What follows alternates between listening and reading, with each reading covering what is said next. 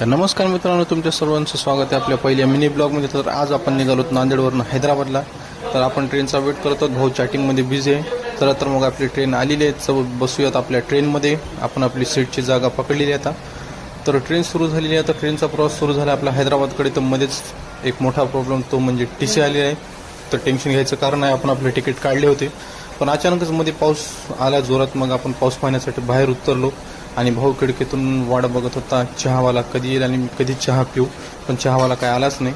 पण कालांतराने पुढे गेल्यानंतर खूप मोठ्या विजांच्या गडगडासह पाऊस जोरदार चालू होता. पाऊस रात्रभर होता. त्यानंतर आम्ही पोहोचलो हैदराबादला. सकाळी हैदराबादला पोहोचल्यानंतर भावाचं म्हणणं होतं की आपण आता खायचं काय. तर मग आम्ही गेलो खाण्याच्या ठिकाणी. तिथं खाल्ले मस्तपैकी 2 प्लेट वडे, 2 प्लेट इडली, 1 नंबर टेस्ट होती. त्याच्यानंतर आम्ही ठरवलं की आता चाय प्यायची. तर चाय होती इराणी चाय, हैदराबादची स्पेशल चाय.